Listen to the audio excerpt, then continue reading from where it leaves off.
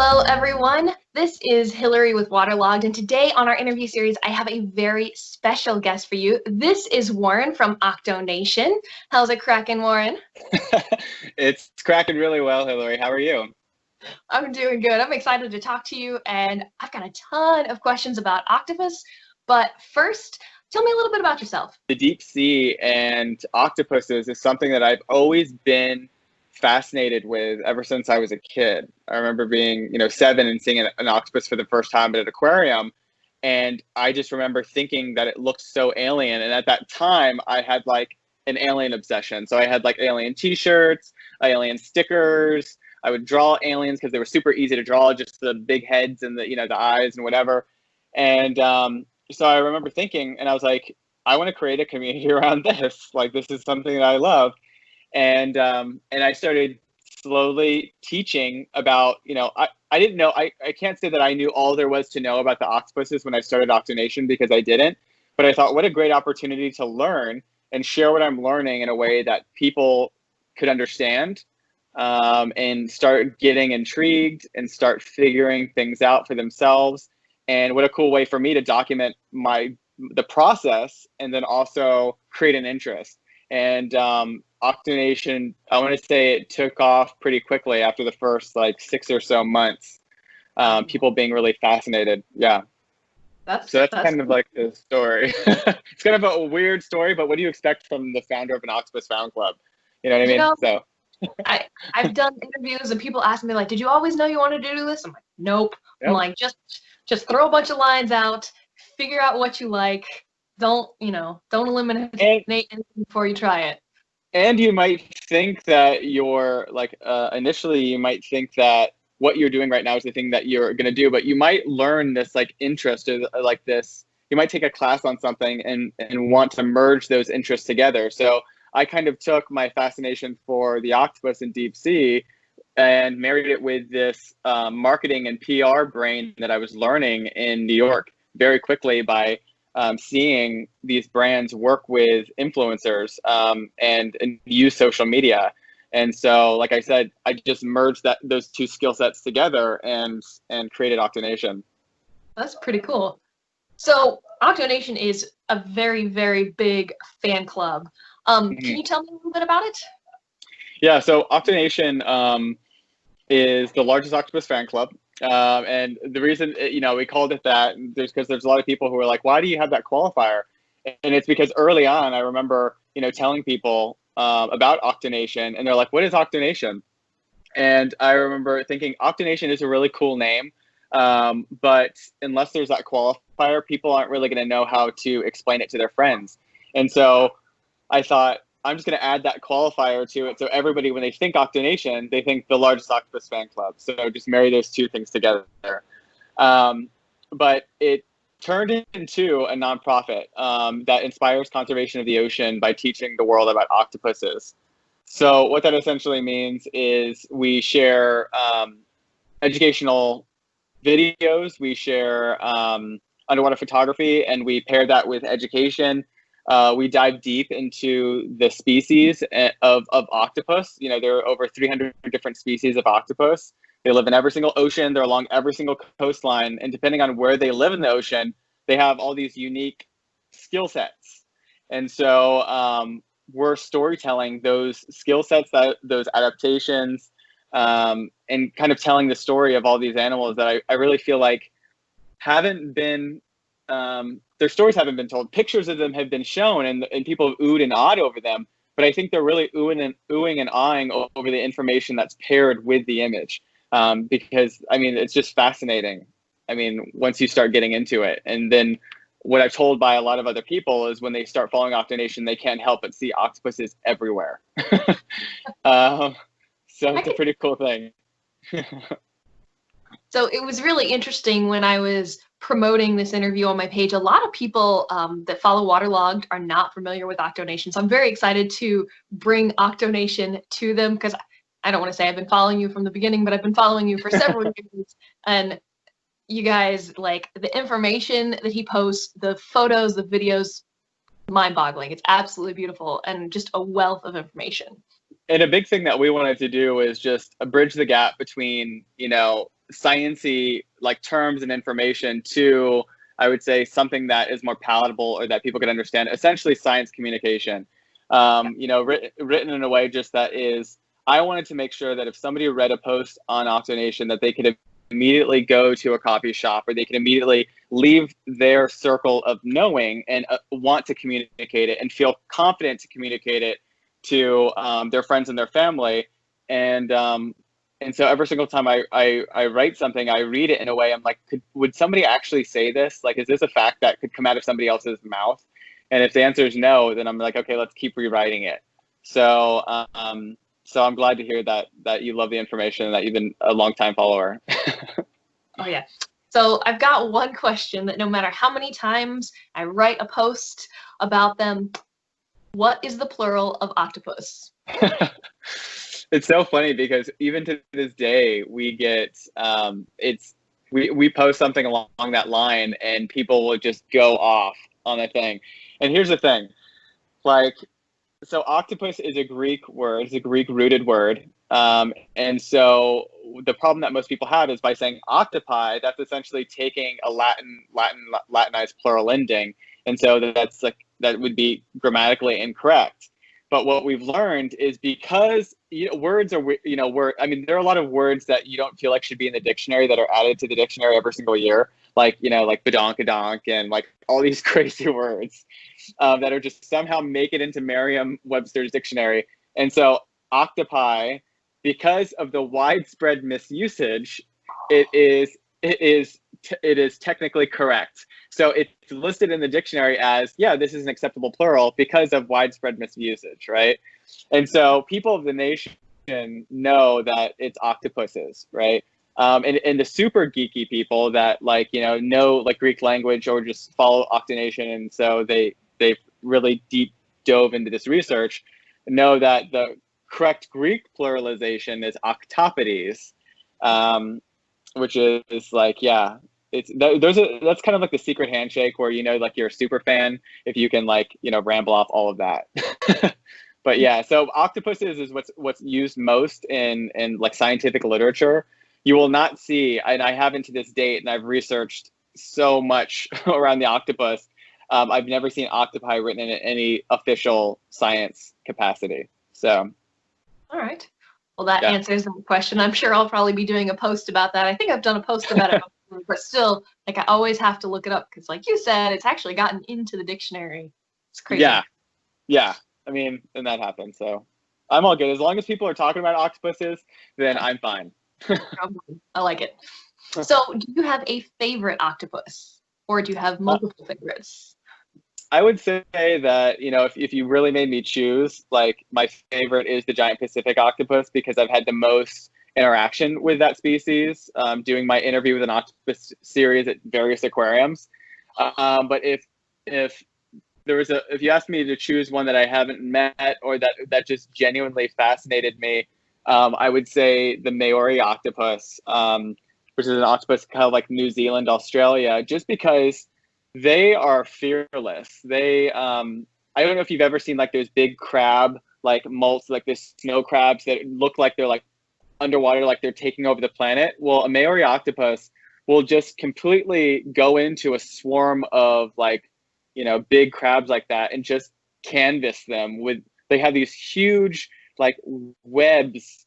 They're called interbrachial webs if you want to get geeky, but it's like this huge massive web that shoots out and just canvas and entraps like a bunch of different and they just like treat that swarm of crab just like a buffet. So they just fascinate me just from a bravery, fearlessness, and their webs are just, I mean, it's just, I've created GIFs of them, and of course there's videos all on OctoNation, but search for the Maori octopus and just look at how massive they can throw their arms out, canvas and entrap things. It's just amazing. I'm gonna have to look up. So you just touched on this briefly, interview with an octopus, that you've been to a bunch of different aquariums. Do you I've kind of followed along, but do you have a favorite octopus at an aquarium or a favorite aquarium that you've gone to visit, one that you would go back? I mean, my favorite, I mean, they all have different stories. I would say that, not all octopuses that I visited at aquariums were friendly. I mean, you never know what you're going to get. Like sometimes, like depending on their personality, because octopuses have short-term and long-term memory. Depending on their life experiences, it shapes their personality. And so you could get an octopus that's been through a lot and is kind of like, if you think of like a shelter dog or anything like that, like you love on them, you take them in, but they always have that one weird quirk that you're kind of dealing with. And octopus is no different in that sense.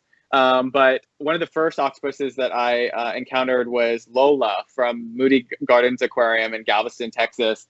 And we kept saying, like, you know, what Lola wants, Lola gets, because when we were feeding her, we had her food over here, and she was like playing with us on this side, but one of her back arms went up, grabbed the thing, and pulled it into the tank. And so I just thought, what Lola wants, Lola gets. So that's like the story of her. But there's just so many different ones. I would say every single time I visit an aquarium, seeing the love that the aquarist or the biologist have for the animal, the time that they take to make sure that they're taking care of the all the enrichment activities they have planned on a whiteboard, just the love that they have for them really inspires me, because I truly feel like, you know, these biologists and aquarists are on the front line of ocean conservation on a daily basis. And a lot of it is thankless work. So if I can provide a platform to showcase their love of the animal and ask them questions, I mean, that's why we do it.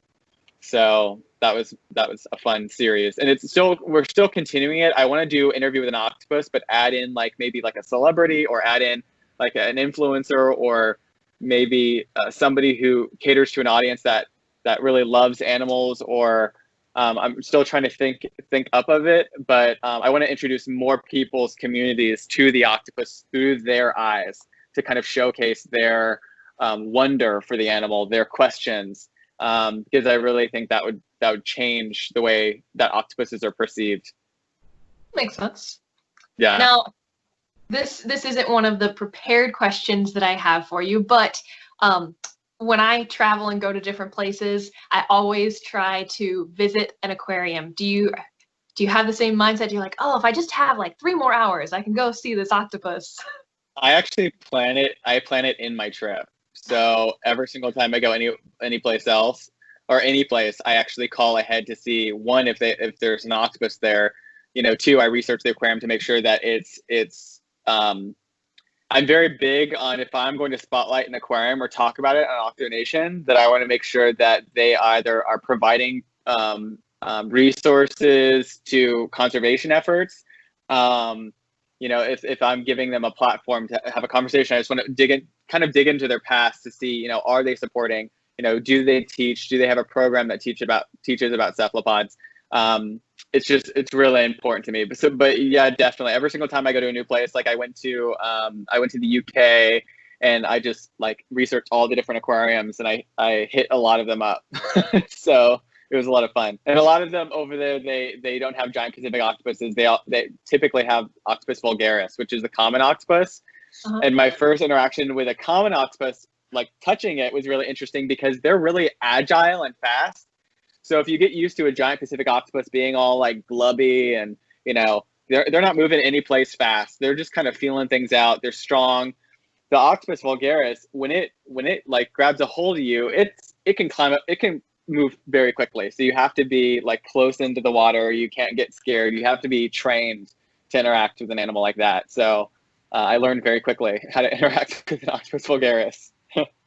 That's pretty cool. I'm trying to think of all the aquariums that I've been to. Like, it's very rare that I actually see an octopus. Usually they're hiding, or it's the wrong time of day. So hopefully I'll get to see more of them. If you, and what I've turned is, might be a little trick for everybody, or an aquarium hack, is if you go up to somebody working there and you're like, is there anybody here that is a total geek about cephalopods? Like, you know, just ask them, say, do you have anybody that's working right now that is obsessed with the octopus, or is obsessed with cephalopods in general?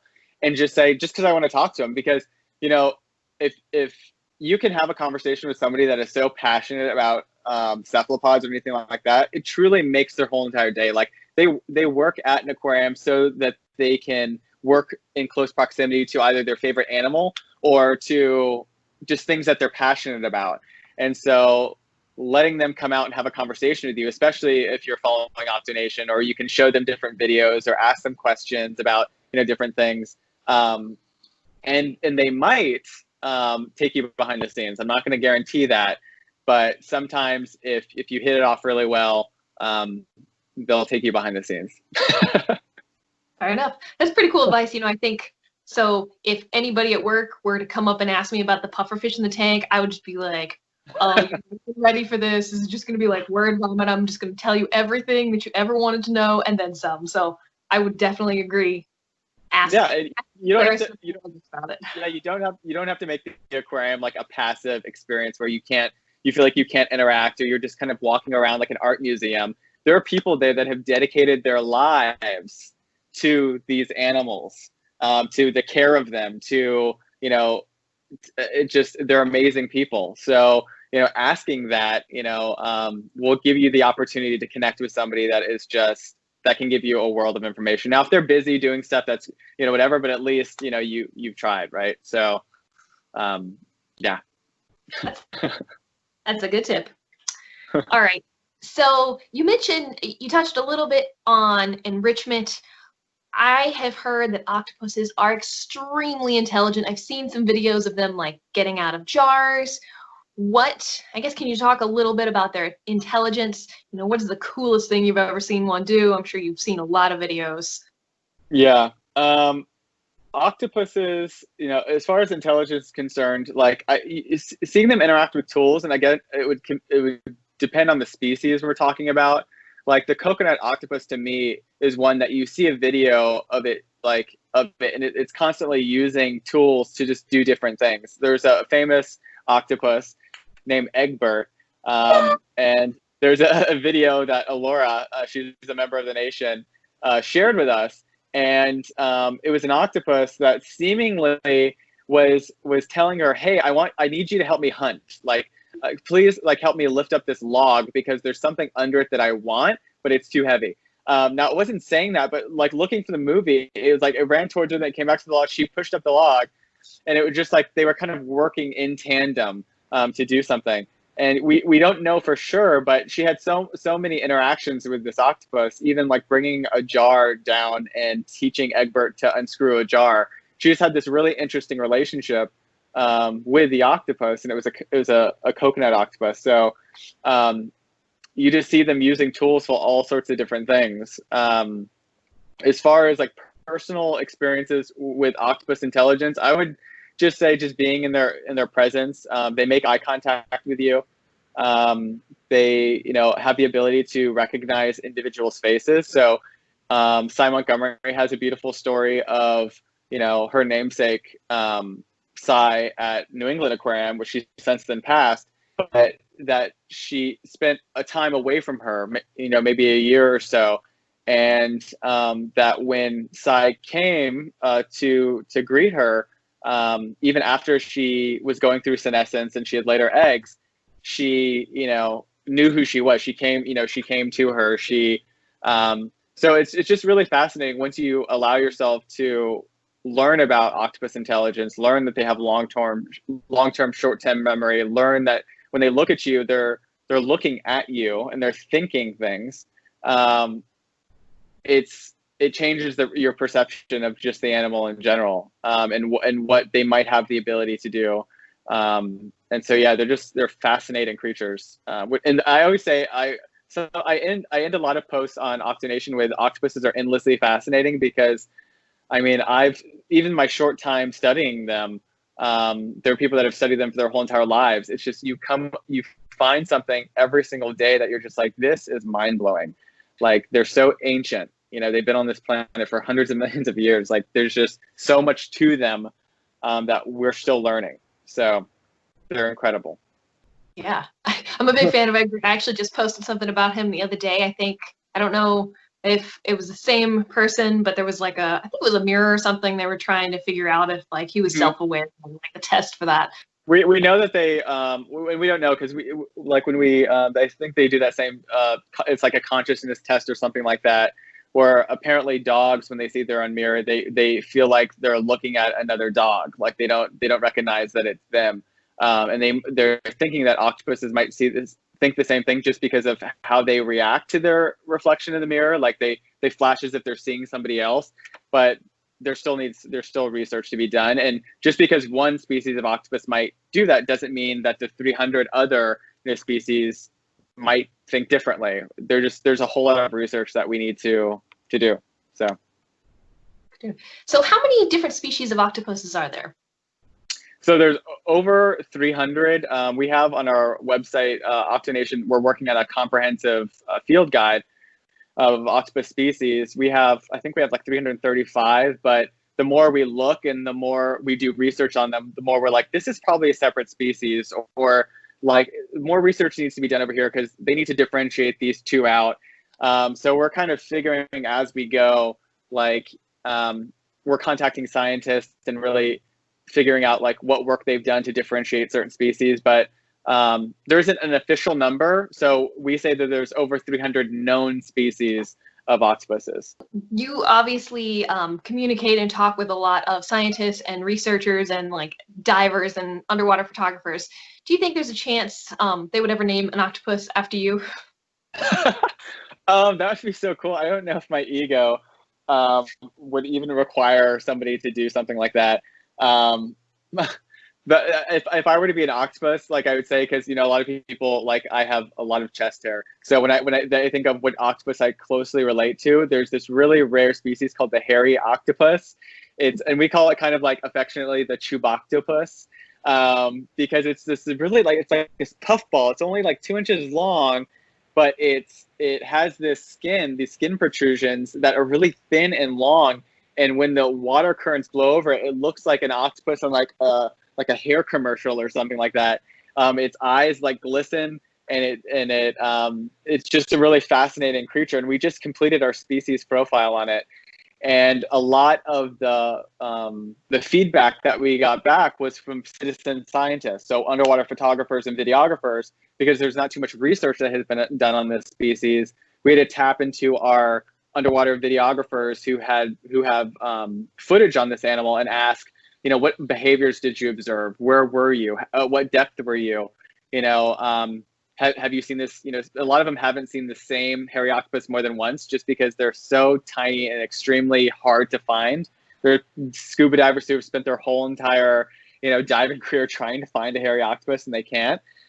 So there's just so many different interesting species. But going back to your question on would they name an octopus after me, I haven't even considered that. Well, fingers crossed, maybe one day. They're always finding new animals and organisms, so. I'm going to jump back a few questions. Okay. You mentioned reproduction for the octopus. Can you tell me a little bit about that? Like how the whole process goes, especially when it comes to the females? Yes, sure. So the female, well, I guess I'll just talk about the male and female together. So the male, their third arm from the right. So if you kind of like look at an octopus like this, their third arm from the right is their, we call it their sex arm. So it's like their mating arm. A lot of people like to call it their penis, but their penis is actually located inside of their mantle. So the hectocotylus is kind of like the spoon-like appendage at the end of the male's third arm from the right.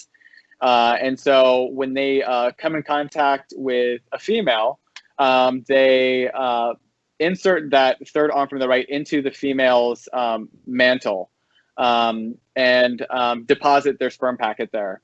The male then immediately kind of like detaches. In some rare instances, like the Maori octopus that I was talking about, with certain species, sometimes the female will eat the male. That doesn't always happen. Right. Like I said, certain species, like if she feels threatened or whatever, he's bothering her, whatever, that sometimes will happen. But anyways, he goes away and he immediately enters it's kind of like a dementia, Alzheimer's like state called senescence.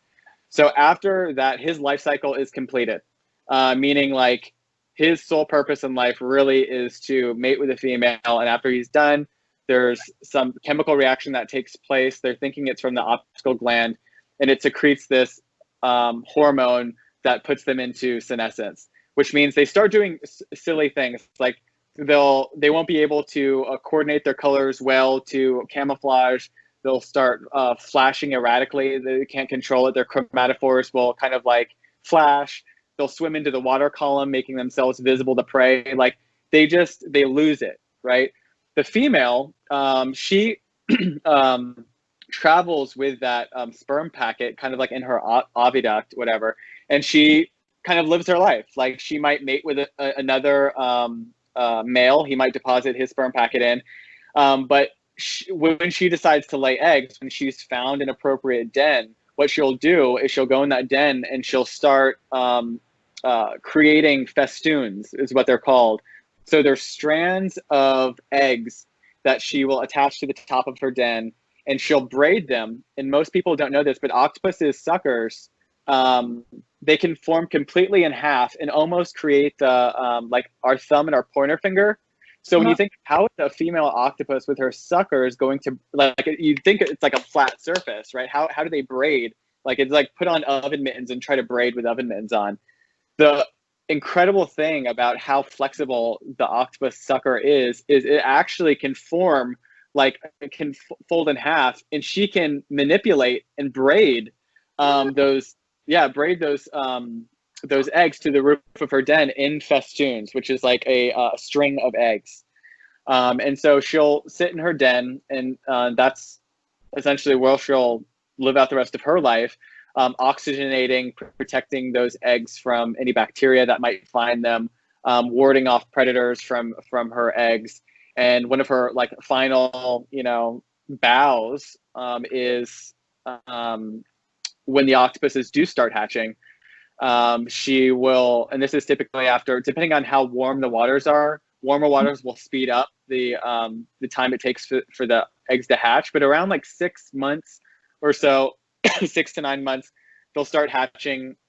And the female, if she's still alive, and she typically is, will use her last energy to blow using jet propulsion this larva octopus into the water column, so that they have a chance for survival. Because if they land on the ground, there's a lot of things that could eat them. So what she does is she blows them into the water column where they can feed on like larvae plankton and other things.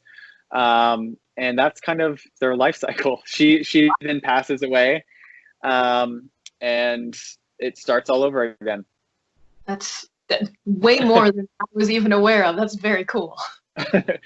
Yeah, and there's even more. I mean, if you go on to OctoNation and you look at some of our posts, I go like crazy into detail about their suckers, about even more, and like I said, depending on the species, there's completely different periods. Like there was a podcast that was just done by Radiolab that talks about a species of octopus that sat on her eggs for, I think, around 3 to 4 years. They observed her sitting on her eggs, and I mean, it's just an incredible story. So if maybe you can link that in like the resource section, but Radiolab did a story on the species of octopus that the gestation period is around 4 years. So I mean, that's pretty insane to me. I'm still trying to wrap my head around how she survives, like she doesn't eat during that time process. So how does that work? Like there's so many questions I have, but octopuses kind of defy logic sometimes. Like I said, there's still so much that we have yet to uncover and learn about them. So I'm excited every single time I learn more information. I didn't realize that the males went into senescence, and like they just kind of, I had no idea. Yeah, it's really strange. It's like this Alzheimer like state. Like I said, they lose it. And there's a video that I have too on OctoNation that shows kind of like an octopus. It's acting erratically. A lot of times when you see octopuses on shore and they're just kind of there in the sand, it's typically evident of either a female octopus that has already laid her eggs and has gone through senescence, or a male octopus that just doesn't really have regard for his life anymore. He like doesn't know where he's at. He's discombobulated. Like so, you never really know when you see an octopus on land. Like if it's actively going towards something, there's species of octopus that hunt on land and have a unique skin. It's called cutaneous respiration, where they can actually breathe through their skin, so they can be on land for a little bit longer periods of time, like 7 to 10 minutes, depending on how humid the air is. But like I said, it just octopuses, like they just said, they're so interesting and fascinating. The more you learn about each species, the more your head just goes, what? Like, what's going on? Like, that's why I love being a part of it. Yeah, I'm listening to you talk. I was like, hold on, this is going to be a way longer interview than I thought. Tell me. So you mentioned chromatophores. That's what gives them the ability to blend in with their environment and change colors? Yes. So yeah, they're specialized cells. They kind of act like ink sacs almost that expand and contract. And they have different layers. They have chromatophores, they have iridophores that change the iridescence. It's kind of like a kaleidoscope underneath. They have this very advanced way of going about camouflaging not only the color of their skin, but their texture that allows them to mimic the maybe like whatever they land on top of. So I don't know, you've probably seen videos of them where they just completely, and it's 1/5 of 1 second. So faster than humans can blink, an octopus can change the texture and the color of their skin to match their surroundings. So it's, yeah, chromatophores are amazing things.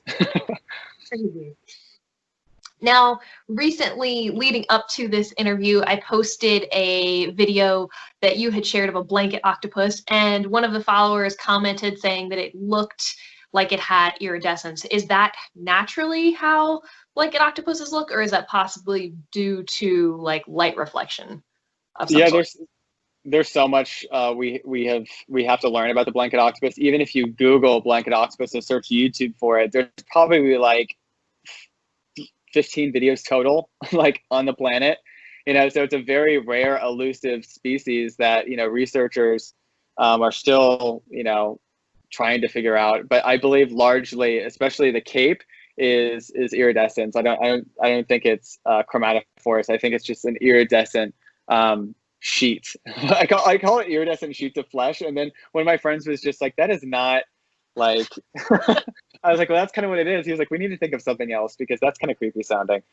But they are these magnificent kind of like, we call her the superhero of the sea, just because she's got a cape. And the blanket octopus, we did a long post about her just because what's interesting about that species is that the males and the whole entire family, the superfamily of blanket octopus, which includes the paper nautilus, the males are dwarfs, which means sexual dimorphism is when you have you have the female who is like this, I don't want to say massive species, but massive in comparison to the male. And so you kind of look at them together and you're like, how does that, like, must be an interesting first and last date, because like, I don't understand how that works, but yeah. Definitely look at more into the blanket octopus. We've posted a whole ton of information about it. Okay, so here is another one from one of the followers. They said that they had seen a meme saying that when octopuses are stressed, that they just eat themselves. Is there any truth to that? So there is some truth to it, but the problem I have with memes like that, well, memes obviously don't give context to a lot of things. And at OctoNation, we are like the kings and queens of adding context to all of our posts. So if there's a male who's been captured or a female who's been captured and she's going through senescence, then no amount of enrichment in captivity is going to keep that octopus from doing strange things, which include potentially eating their arms. And another thing is, if octopuses are in a certain situation and they're stressed out, or the water condition, if like you're not keeping the chemistry of the water just right, octopus's skin is insanely sensitive to acidification. And so if it is in an environment where it's like, dying or whatever, sometimes it'll start doing things like that. But I would say that normal, healthy octopuses, that's not a common occurrence. And even with octopuses in aquariums that aren't going through senescence, as long as they're being taken care of, they have a lot of enrichment activities. And I don't want to say a lot, because it's not like they need a lot, because they're den animals. But the Aquarius are looking for, things like that. There's an Aquarius that says, I count, what did she say? She goes, when you have a baby, she goes, and you count their toes, fingers and toes every single, day, or, whatever, just, it's like a thing you do or whatever.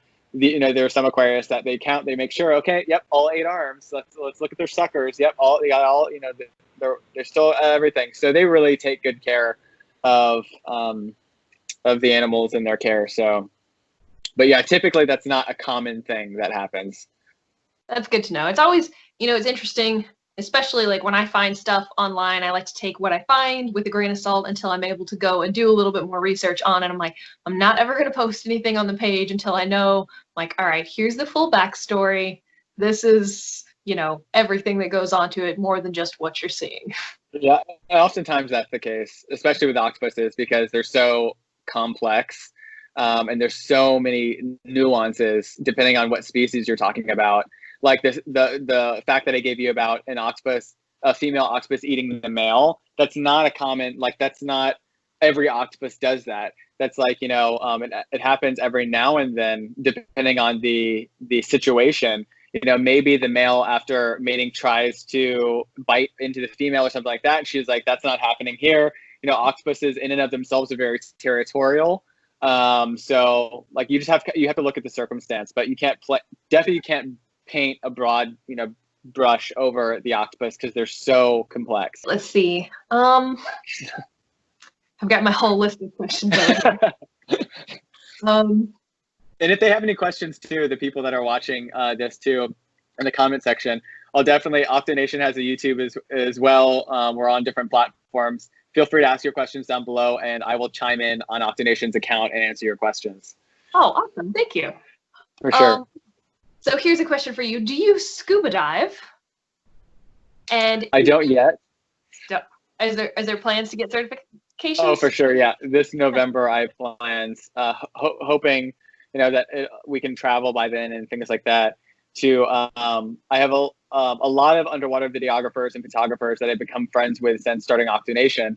A lot, of the videos that sometimes this happens where if we share a video, a major news publication will pick it up and it'll like put that photographer or that underwater videographer on the map. And so there's a lot of diving sites that I've, shared videos from that have gotten a lot of business from us sharing, different species, because people want to go and they want to see that species in their environment. So they go to that dive site. But Manta Dive, I have plans to go there in November, and they said that they can't wait to be the first person that shows to be an octopus in the wild. So we're really excited. Like I said, hopefully by then we can travel and everything's safe. But yeah, I'm really looking forward to getting certified. I took way too long to get my certifications, and I'm so glad I did it. I can't wait to actually like dive in the Caribbean or somewhere so I can go see all the beautiful tropical fish. Yes, I can't wait. So you mentioned, I assume all of your videos come from these underwater photographers and stuff. Is that where you get all your content, or have you sourced some of your own? No, well, so, when I first started OctoNation, it was really when I thought about it, I was going to share art, I was going to share underwater photography, I was going to share facts. I was thinking of like all the different things that I could share under this, like about the octopus, like who currently is out there, and it wasn't ever going to be about me. It was going to be about creating this platform for all of us to share like our love of the animal and in different forms. And I've learned, over the years of doing that the love of the octopus takes on a lot of different forms. And what I noticed very early on was that a lot of the underwater photographers that I had seen, they were posting content that was aimed more towards other underwater photographers. So they would talk about the aperture, they would talk about like the depth at which they were at, they would talk about maybe tools and tips on how to take photographs in like that environment. And I thought this would be really cool if we took this piece of content and married it with actual research about this species, written in a way that could could further this photographer's work and potentially, go viral out in like the scientific community of the world, and get more people on the Octo fan train. Because I was like, there needs to be more people on this journey with us. And so I paired up with a lot of underwater photographers, videographers, and asked to provide research about the animal and then post their videos. And all of them were really cool with it. I always would ask permission. If like, is this something that's okay? This is what I'm going to do. As far as the artists are concerned, there's a lot of artists that just do like incredible sculptures. Like we have Chris Burrell out of Hawaii, who does these 200-pound bronze octopus tables that, I mean, just masterfully done, that have a glass on top of it, and the arms come up to hold the glass in place. And there's just all these amazing muralists, sculptors, glass artists, I mean, you name it, that we featured on our platform as well, to inspire other people to be inspired by the octopus and show us in art form.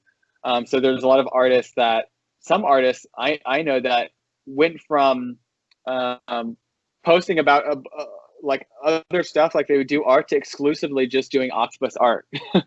So it's really it's really fascinating seeing how the ripple effect of posting about these species and posting these other artists, how it's inspiring a nation of people that are just showcasing their love for the animal and teaching their friends on their own timelines or their own Instagram feeds about why they love this animal and why they think it's so cool. So I think, just opening up the dialogue about the octopus in general, in whatever form it might take, was something that that I wanted to accomplish with OctoNation.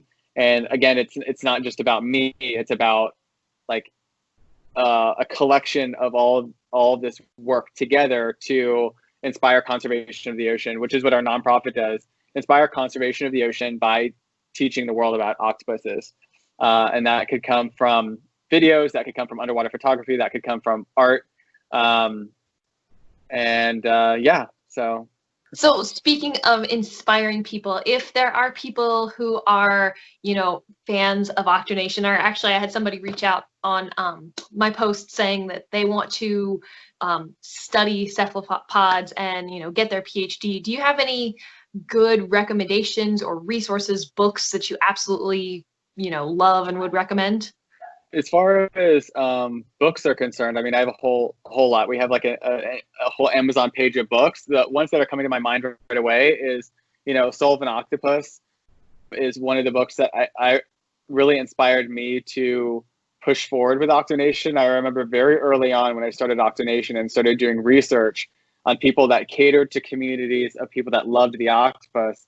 Sai had written a New York Times best-selling book called Soul of an Octopus, which was her account of it's called, I forget what the subtitle is, like the wonder, the consciousness of this animal. And you kind of go on a journey with her of her discovering how conscious and how magnificent this animal is. And by the end of it, you were just like, why haven't I heard more about this animal and its ability to understand who we are and just all these amazing things. If you're wanting to get more into science and kind of like the anatomy and how things work, how their suckers work and things like that, there's a book called Cephalopod Cognition. It's more of like a textbook. There's a fun book where if it's more for kids and you want to get your kid interested, there's a book called Obsessive About Octopuses. Oh, that looks fun. Flying Eye Books, Owen Davey, that's his name. But I mean, it's an incredible book. The illustrations, Owen, I mean, he's just an incredible illustrator. And he talks about all these different various species of octopus and things like that. But also too, if talk with other cephalopod researchers. If you go to octopusfanclub.com, you can enter our Facebook group, and we have a lot of researchers in there. We have Chelsea Bennis, who is the Octo Girl. She has her PhD in cephalopod behavior. There's Megan Holst. She's in there. She's currently studying octopus welfare and senescence in octopus. There's, I mean, we just have a ton. So if you make a post in there saying, hey, I'm really interested in doing this, what schools do you recommend? Brett Grassi is in there as well. He is at the Marine Biological Laboratory, currently being run by Roger Hanlon. So, I mean, there's just a lot of collective scientists, researchers, underwater photographers in that group at octopusfanclub.com. So I'd say that would be the first place that I would go, and just open up your interest, and we will pour into you. If that's something that you're looking at doing, believe me, like, we will support you all the way. We'll give you as many resources as we can, and try to find as many grant opportunities for you to study these magnificent animals, because OctoNation, like, in the future, like, it exists because of the research that's been done in the past, but there's still so much to learn.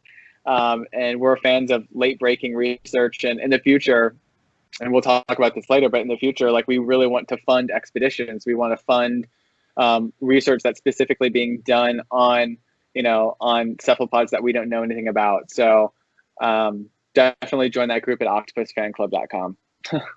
All right, sounds good. So I've got two more questions.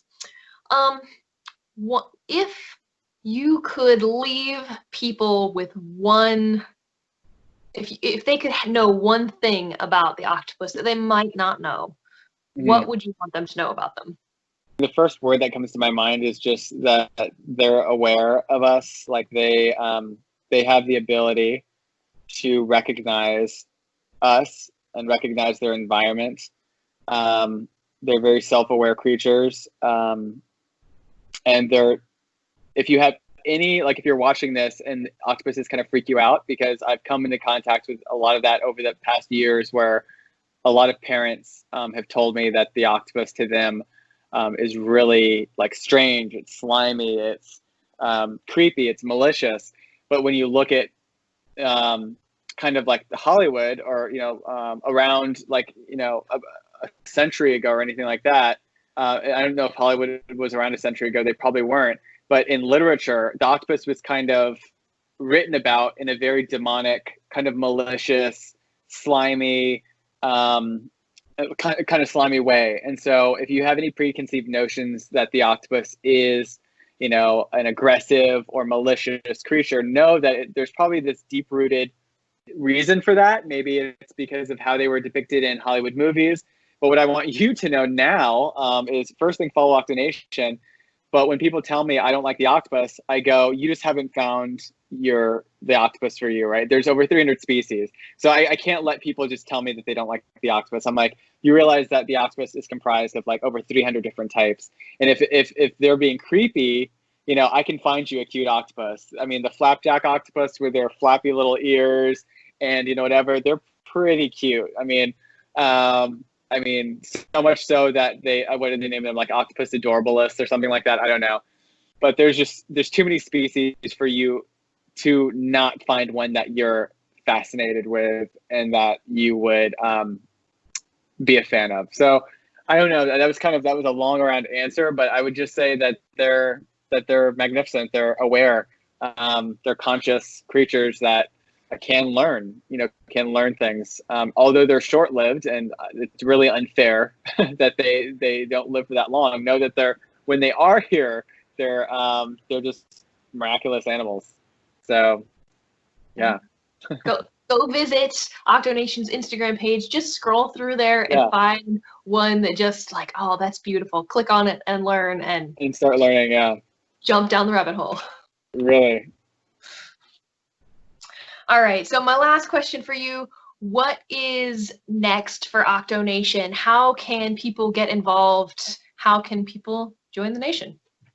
So as of right now, we're working really hard on a comprehensive field guide of every single octopus species, and we'll continue into other cephalopods. People know that OctoNation is the largest octopus fan club, but we talk about all cephalopods on our page.